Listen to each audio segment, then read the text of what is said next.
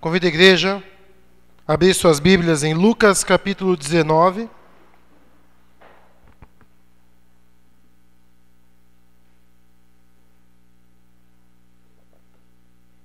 Convido também a igreja a se colocar em pé para que façamos essa leitura. Lucas capítulo 19. Leremos do versículo 11 até o versículo 27. Parábola das 10 minas. Diz assim a palavra do Senhor. Estando eles a ouvi-lo, Jesus passou a contar-lhes uma parábola, porque estava perto de Jerusalém e o povo pensava que o reino de Deus ia se manifestar de imediato. Ele disse: Um homem de nobre nascimento foi para uma terra distante para ser coroado rei e depois voltar. Então, chamou 10 dos seus servos e lhes deu 10 minas. Disse ele: Façam esse dinheiro render até minha volta. Mas os seus súditos o odiavam e por isso enviaram uma delegação para dizer-lhe: Não queremos que este homem seja o nosso rei. Contudo, ele foi feito rei e voltou. Então mandou chamar os servos a quem dera o dinheiro, a fim de saber quanto lhe tinham lucrado. O primeiro veio e disse: Senhor, a tua mina rendeu outras 10. Muito bem, meu bom servo, respondeu o seu senhor. Por ter sido confiável no pouco, governe sobre 10 cidades. O segundo veio e disse: Senhor, a tua mina rendeu 5 vezes mais. O seu senhor respondeu: Também você encarregue-se de 5 cidades. Então veio outro servo e disse: Senhor, aqui está a tua mina. Eu a conservei guardada num pedaço de pano. Tive medo porque és um homem severo. Tiras o que não puseste e colhes o que não semeaste.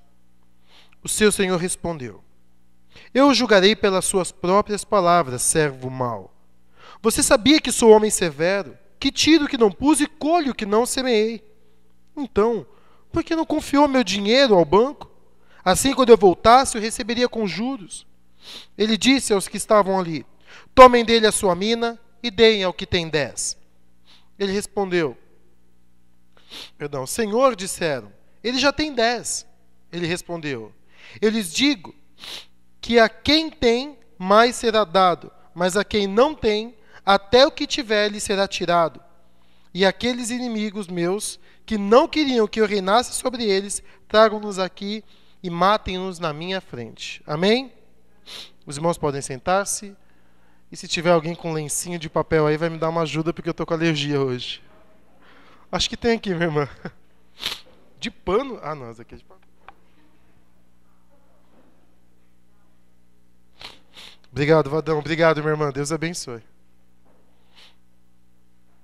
Alergia braba aqui.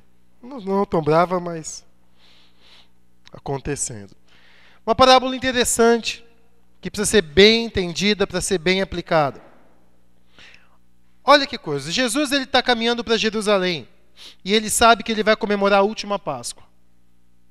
Ele sabe o que vai acontecer ali. Ele sabe que vai ser uma semana de mudanças radicais. Uma entrada triunfante, terminando a semana com a crucificação. Ele sabe o que as pessoas estão pensando também. Jesus sabe o que até os seus próprios discípulos estão pensando. As pessoas estão achando que Jesus vai e que ali imediatamente Jesus vai ser coroado rei, vai destronar o imperador, vai se tornar então líder do povo judeu, vai reinar sobre tudo e todos, vai conquistar e o reino de Deus vai ser implantado, o reino messiânico. Essa é a expectativa. Os discípulos pediram até um para sentar à direita, outro à esquerda. Jesus sabe que está no coração de todos.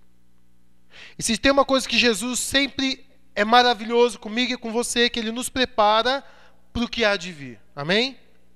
Então, tudo que acontece na sua vida, presta atenção. Nada é sem propósito. Deus tem um plano na sua vida. Você sabe disso? Isso não é frase de efeito. Isso é verdade. Deus tem um plano na vida de cada um de nós. Então, tudo que acontece tem um propósito e um porquê. Jesus não vai contar uma história só para entretê-los durante a viagem.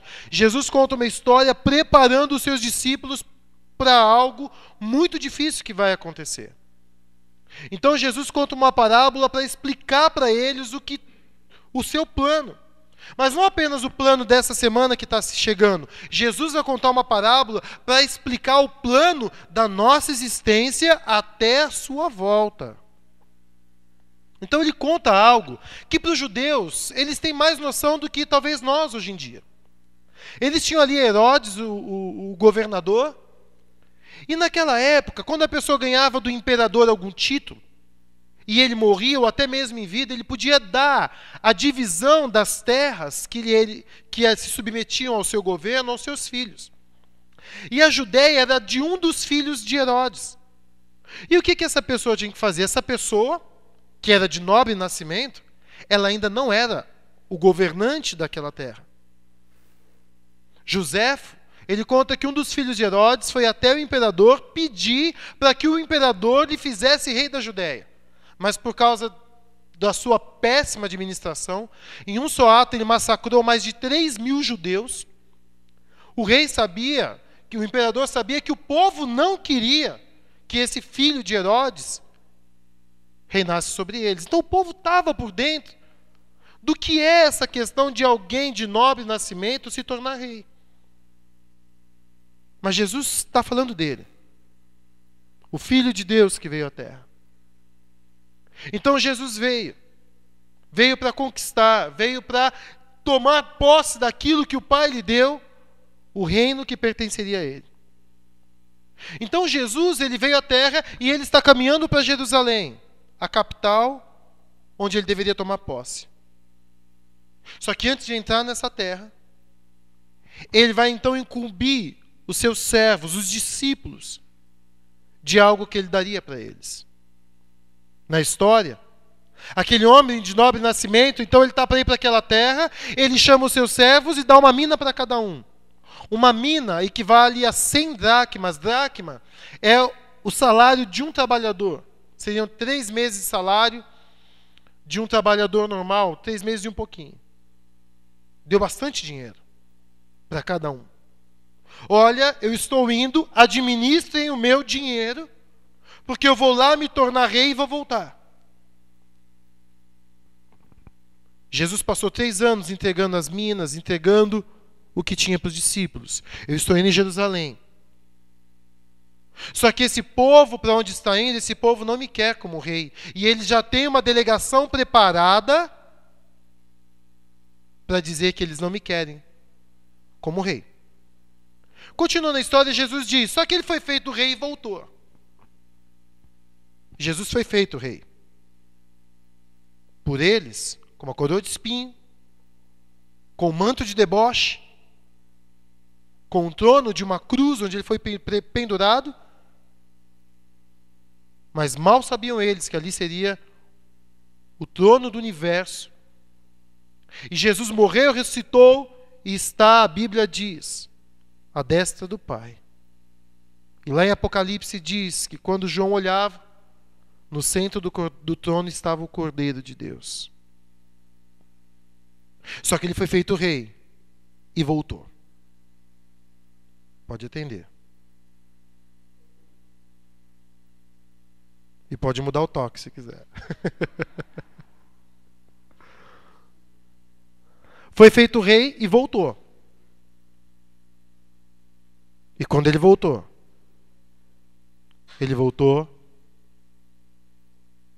direto para conversar com seus servos. Direto para eles. Chama um. O que você fez com a mina que eu te dei? Senhor, ela rendeu outras 10. 1000%. Chamou outro. O que você fez com a mina que eu te dei, Senhor? 5 vezes mais. 500%. A Bíblia não fala dos outros 7, mas fala de um, que Jesus chama de mal. O que você fez com a mina que eu te dei, Senhor? Eu enrolei no pano, porque o Senhor é homem severo. Colhe o que não planta, do que não semeaste. Por isso tive medo e guardei. E ali Jesus conta que ele fala o seguinte: eu vou te julgar pelas suas próprias palavras. Se você sabia que era assim, você fez errado. Você fez o contrário da explicação que você está me dando. E ali ele perdeu a bênção, e aqueles que não quiseram que Jesus se tornasse rei foram executados, ou melhor, que o rei reinasse, foram executados na presença dele. Quando a gente pensa nessa parábola, e talvez os discípulos tenham entendido, nós somos os servos. Ele está indo para Jerusalém. Lá ele não vai ser recebido, mas ele vai ser feito rei. E ele vai ser feito rei na presença do Pai. E um dia ele vai voltar e ele vai cobrar de nós o que ele nos deu. Só que tem uma questão nessa parábola, que ela tem um paralelo com uma parábola de lá de Mateus capítulo 25. Só que na parábola de Mateus capítulo 25 são talentos. E naquela parábola, cada um recebe um talento diferente. Um recebe mais, outro recebe menos. Nessa parábola não. Nessa parábola fala que todos eles receberam a mesma porção de mesmo valor. Receberam suas minas. E é sobre isso que eu quero falar nessa noite com os irmãos. O que são as minas em nossas mãos? Tem pessoas aqui que são mais ricas que as outras. Umas têm mais dinheiro, outras têm menos. Tem pessoas aqui que têm mais cultura que as outras. Algumas têm diploma. Talvez algumas nem terminaram a 4ª série. Tem pessoas aqui que têm mais habilidades que as outras ou habilidades diferentes que as outras. A pergunta é, quando nós estamos falando de habilidade, de cultura, da sua história de vida, é a parábola de Mateus 25, que você e eu, nós prestaremos conta a Deus daquilo que nos é específico. Sua história, sua personalidade, suas habilidades, seus bens. Agora, tem algo que nos é comum,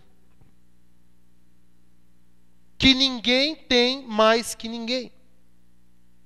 São minas que Deus colocou em nossas mãos e elas são valiosas e nós devemos usá-las para multiplicação. O que seriam as minas para nós hoje? Em primeiro lugar, Jesus deixou uma mina valiosa e essa mina, esse tesouro que Deus deixou para mim e para você e que tem na sua mão, na sua, na de todo mundo aqui dentro é a palavra de Deus. Amém?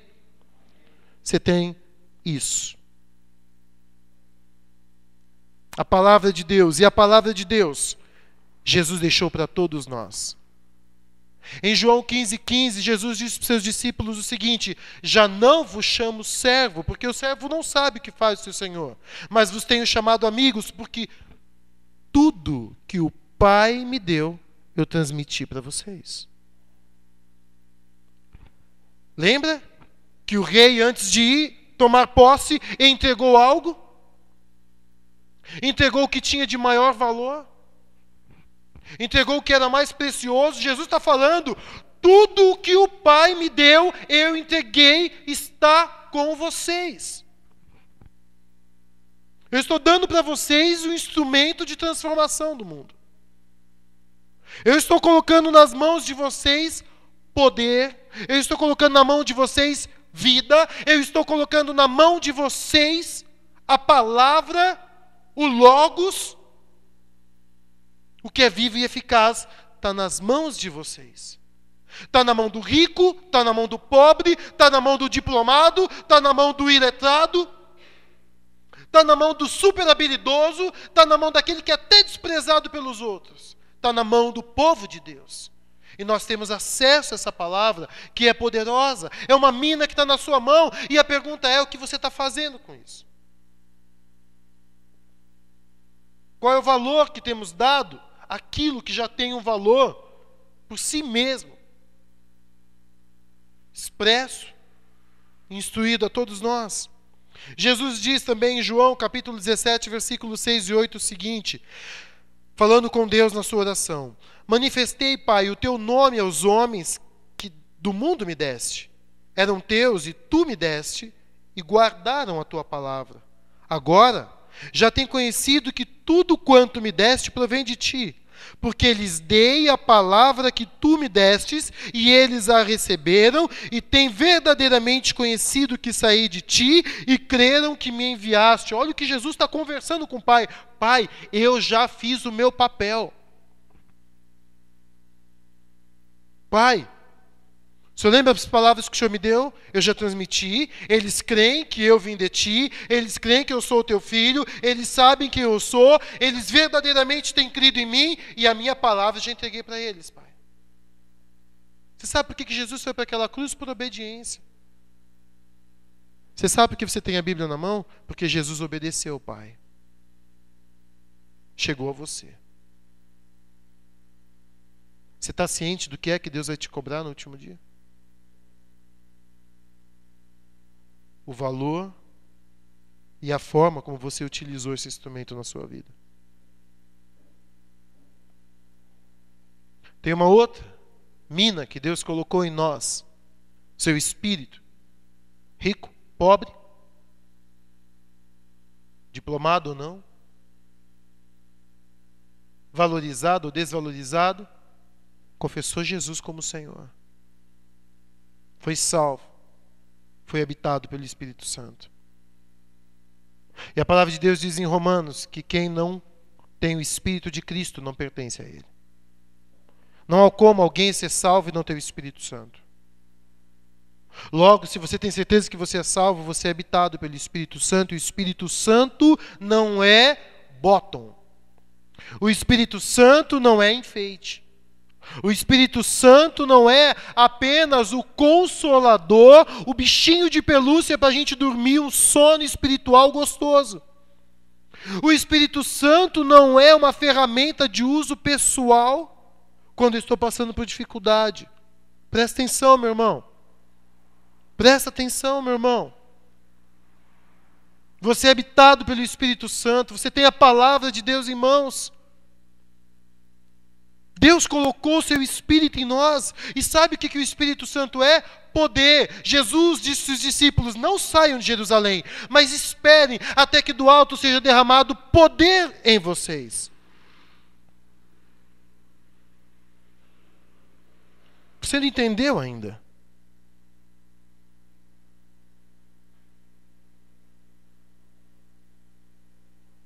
Espírito Santo é poder.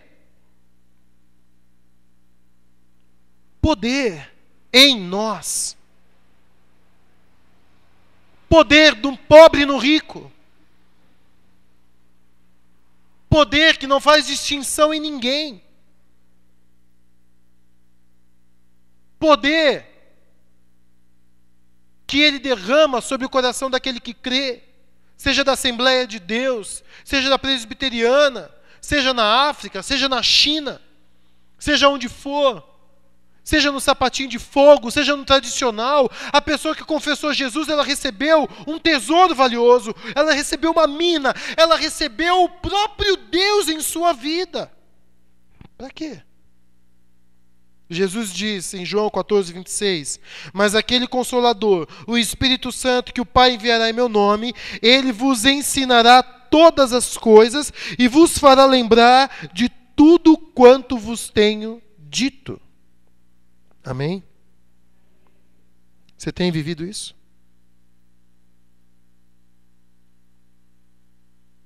Algumas pessoas não têm vivido isso. Porque o Espírito Santo e a Bíblia na vida delas ainda é enfeite espiritual de uma religião. Um conceito, não vida verdadeira. E não é para ser assim. As pessoas habitadas pelo Espírito Santo, quando leem a palavra de Deus, é poder operando dentro delas, é um avivamento, é algo vivo, é um poder do Espírito Santo guardando a palavra em nós, nos dando entendimento, nos fazendo lembrar, depois que a gente lê a palavra de Deus na nossa casa, nos fazendo lembrar no serviço, nos fazendo lembrar nos momentos difíceis, nos fazendo lembrar nos momentos de dificuldade, de lutas e tribulações, de tentações. Nos momentos em que nós vamos trabalhar para Deus. João 16,3 diz: mas quando vier aquele Espírito de verdade, ele vos guiará em toda a verdade. Olha isso, meu irmão. A gente tem o Espírito Santo e ele nos guia em toda a verdade. Ele não é conceito, é Deus em você. Guiar na verdade não é só te fazer entender trindade, escatologia. Guiar na verdade é no dia a dia, é na motivação de viver. Guiar na verdade é numa avaliação pessoal de como eu estou vivendo a minha vida, em cada área dela, se na verdade ou na mentira. Se eu estou me enganando e me afagando quando tem uma obra para ser feita e eu não estou fazendo. Quando o Espírito Santo nos guia na verdade, ele também nos mostra os caminhos e as veredas de erro, de injustiça, caminhos que estamos longe do Senhor. Esse é o poder dele em nós. É o valor dele, que não faz distinção nenhuma, mas está em todo aquele que crê em Jesus. Tem uma outra mina que Deus nos deu. Primeira palavra, outra o Espírito, terceiro a fé. Efésios 2, 8, 9, de 8 a 10 diz: porque pela graça sois salvos por meio da fé, e isto, a fé, não vem de vós, a fé é uma mina de Deus. Quando você pensa em presente, a fé é um presente, é um dom, né? O presente é meu, não é isso? Se eu te der um presente, ele é seu, não é seu? Você faz o que você quiser. Dom é algo que Deus te deu. Mas é diferente de um presente que eu coloco lá na estante. E aí quando eu fico sabendo de alguma tribulação, eu vou lá e uso. Se eu considerar a fé só um dom, um presente de Deus pessoal para mim, se torna motivo de egoísmo espiritual. E eu só vou ter fé quando meu filho estiver enfermo, quando as contas estiverem no vermelho. Que mediocridade é usar uma fé só para circunstâncias de tribulação. Quando, na verdade, a fé é algo que Deus nos deu como instrumento de multiplicação. Fé também não escolhe classe social, nem nível cultural. E é uma das coisas mais poderosas que um crente pode crescer e se desenvolver naquilo que Deus nos deu. Fé em cada palavra que eu leio desse livro, cada vírgula que ela diz. Fé na voz do Espírito Santo com a sua palavra me guiando na verdade. Fé para quando ele falar vai pelo vale da sombra e da morte, eu vou. Fé para quando ele falar vai até tal lugar, eu vou. Fé para quando Deus falar é assim, entrega, fala, faz, deixa, abre mão. Fé, ela é vital para uma vida espiritual. Não é opcional de uma circunstância da vida. Fé é diária. Fé é crescente. Fé é poder de Deus em nós. Não vem de obras, para que ninguém se glorie, porque somos feitura sua, criados em Cristo Jesus para as boas obras, as quais Deus preparou para que andássemos nela de antemão. Você entendeu por que Deus te deu a fé? Porque Ele preparou uma obra para mim e para você. Então a fé é para exercer algo. E eu queria perguntar para você, e que você fosse honesto consigo mesmo agora diante do Senhor, o que a fé que Deus te deu tem feito você realizar de obra para o Senhor de antemão que Ele preparou? Primeiro que tem gente que nem sabe o que é que Deus preparou para ela de antemão. Ela aceitou Jesus, mas ela continuou no mesmo emprego, na mesma rotina, nos mesmos hábitos, nos mesmos hobbies, nos mesmos sonhos, nos mesmos maus hábitos, nos mesmos pecados, não mudou nada em sua vida. Cristo, então, é um passaporte para eu entrar no céu? Não, não é.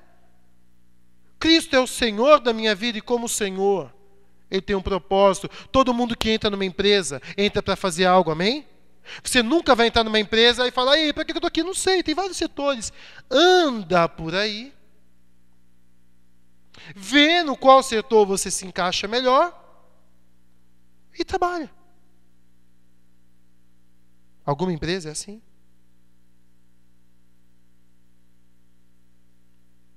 Na vida espiritual é assim. Vou, aceito Cristo e faço o que eu quero. Deus preparou algo de antemão para mim e para você. E Ele deu a fé, deu a palavra e te deu o Espírito Santo. Em quarto lugar, quarta mina, tempo.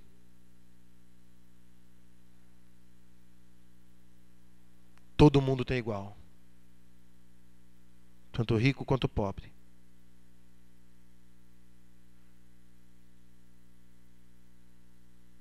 Todo mundo tem igual.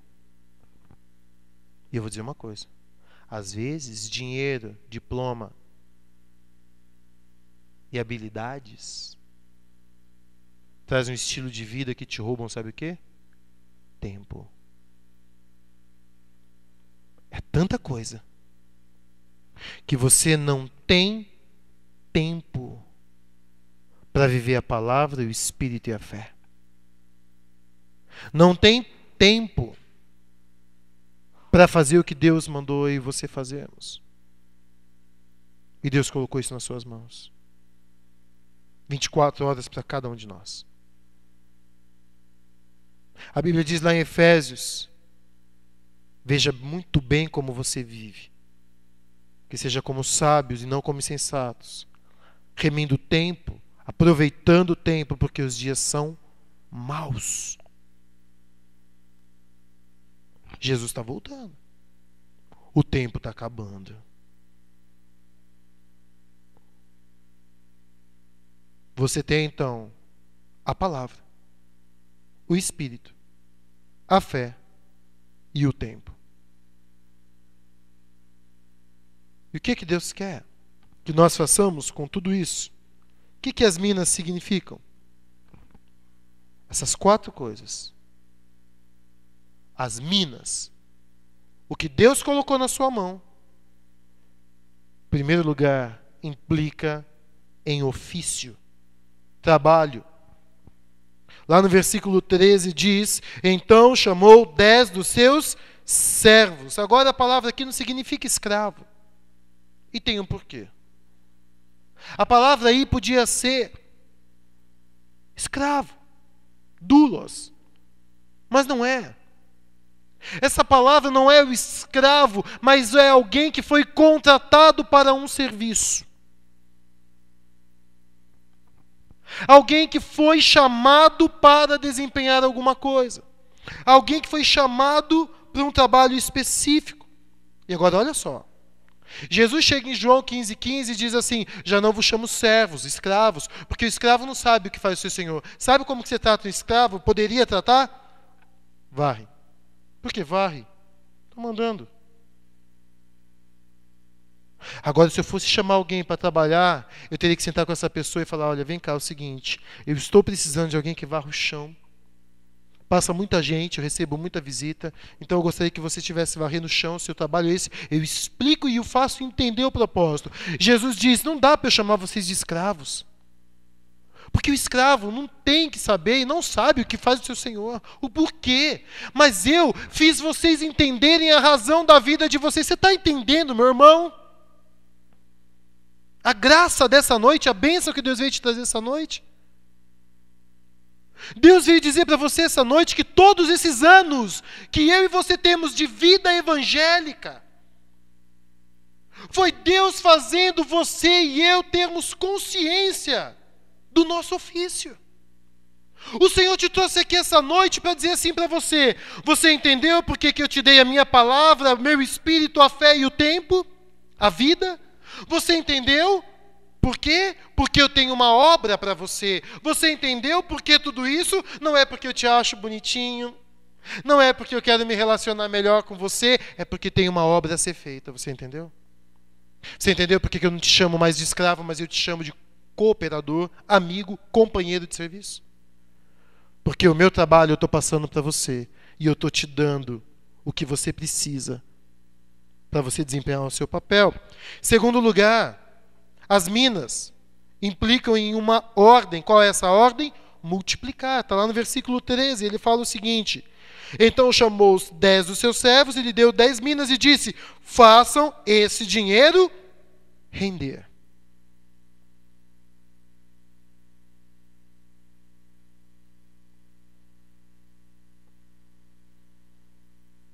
Tem que assustar a gente. De uma maneira que o ideal seria você chegar agora a uma conclusão: o que eu estou fazendo da minha vida?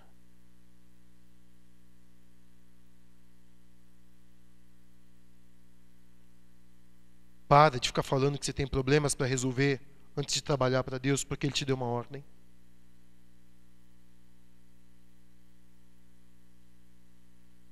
Ele te deu um ofício. Ele te deu uma ordem: multiplique. Façam render. Vão e façam discípulos de todas as. Isso implica em Brasil? São Paulo? Mogi Guaçu? Seu bairro? Você conseguiu entender, meu irmão? Deus veio. Você, no lixo, na lama, na morte, Deus vem e te traz vida. Para quê? Para você se tornar um frequentador social de uma religião que tem eventos? Cai fora. A vida espiritual nunca foi essa e nunca vai ser. Jesus veio, me tirou das trevas, me trouxe para a sua luz, me limpou, colocou em mim o seu Espírito Santo, entregou a mim a sua palavra, me deu fé, me deu o tempo e me deu uma ordem: faz discípulo. Fazer discípulo é o mesmo que render. Agora, vamos voltar um pouquinho a mensagem? Você lembra que a palavra é independente de classe social? Você lembra que a palavra é independente de cultura? Você lembra que a palavra é independente de habilidade? Vamos para o próximo? Espírito Santo. Independente de dinheiro, cultura e habilidade. Vamos para o outro? Fé.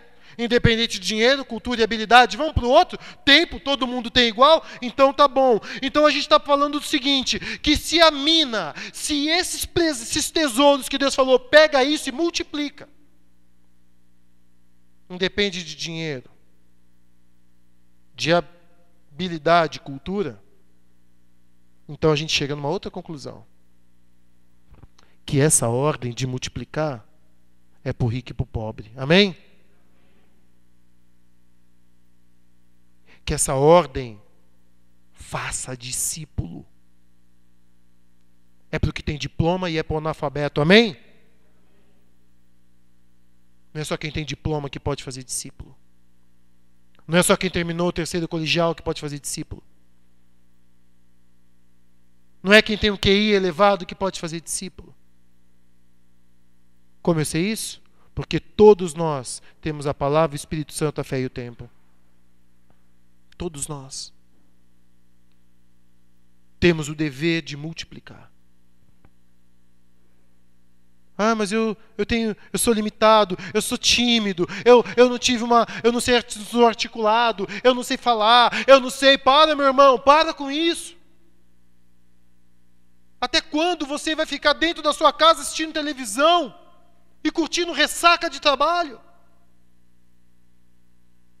Mas os que esperam no Senhor renovam suas forças, correm e não se cansam, caminham e não se fadigam. Amém? Voam, sobem como águias nas asas da alvorada. Deus renova as forças daqueles que se levantam para trabalhar para Ele. Deus faz isso, é espiritual, é um poder que age no nosso físico. Você vai chegar detonado, cansado, mas tem uma obra. Jesus está voltando, Ele me deu uma ordem. Eu preciso fazer discípulo. Ó, escuta aqui, meu irmão. Uma pessoa na tua vida, que você vai sentar uma vez por semana e falar de Cristo até que ela consiga reproduzir outra.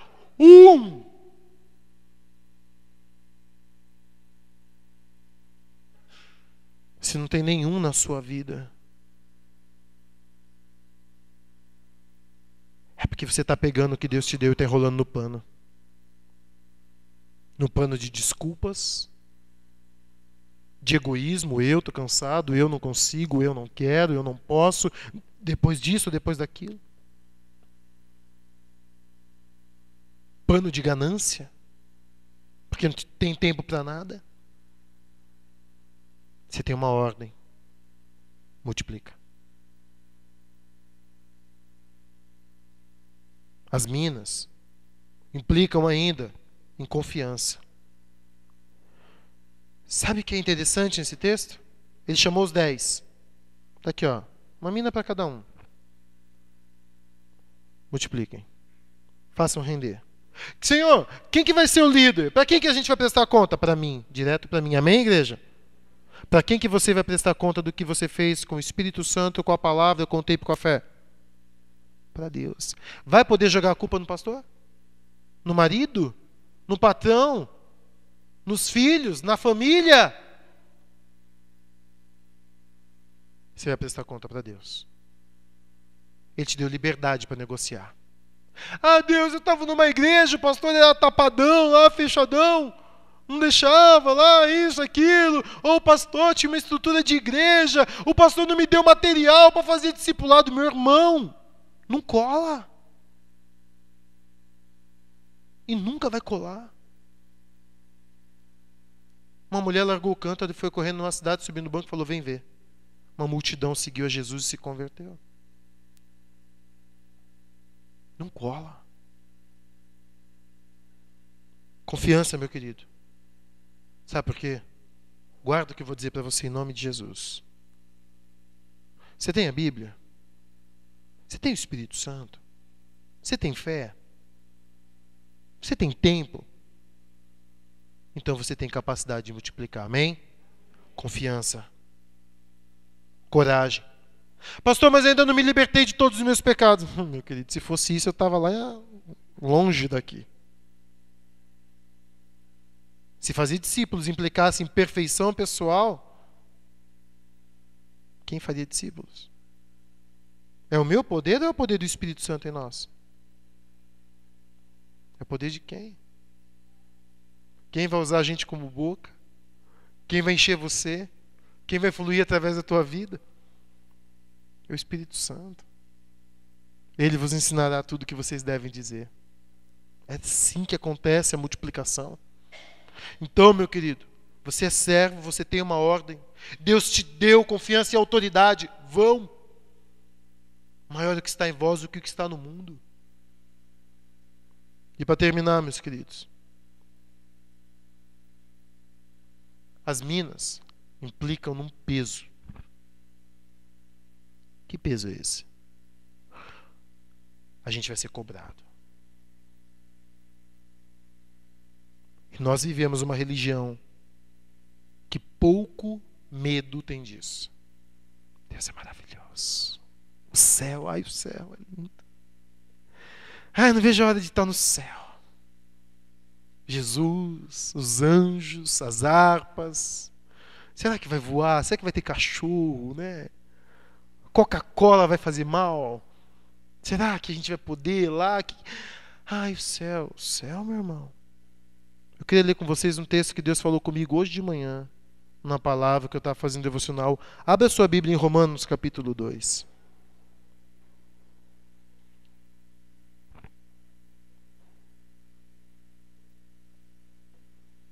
Romanos, capítulo 2. Eu queria que esse texto te enchesse de temor, porque a coisa é séria. Convido a igreja a se colocar em pé, nós vamos encerrar essa mensagem.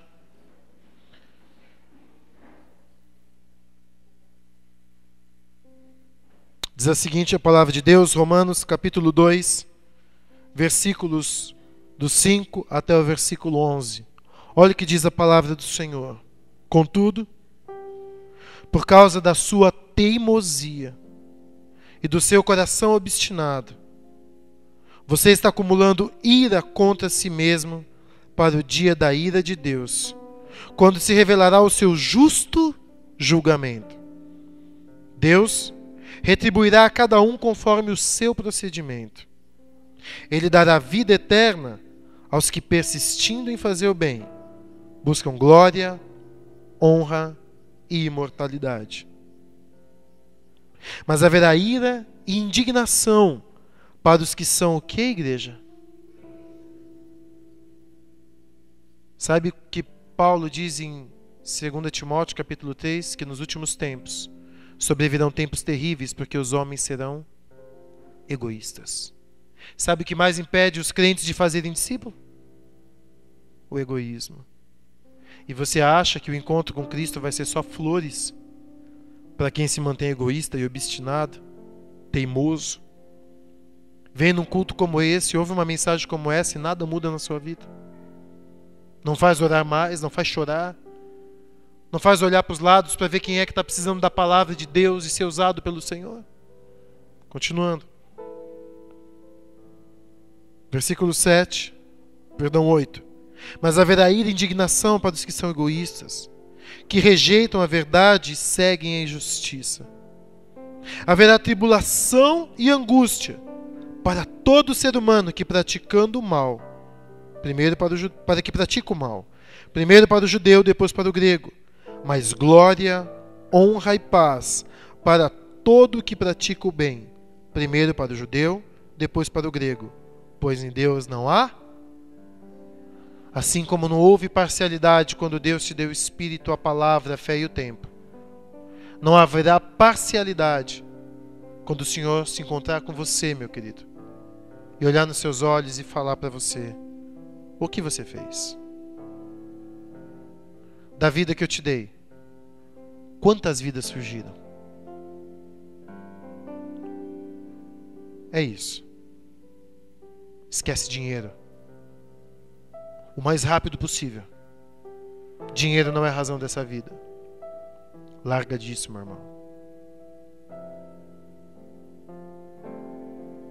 Lazer tem a sua parte, mas como dizia minha mãe, diz: primeiro obrigação, depois a diversão.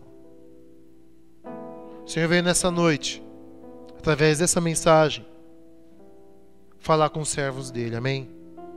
Jesus veio falar com você essa noite.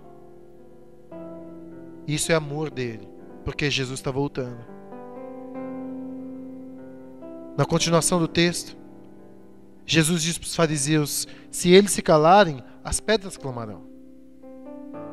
Ele não veio aqui essa noite porque se você não fizer vai dar tudo errado.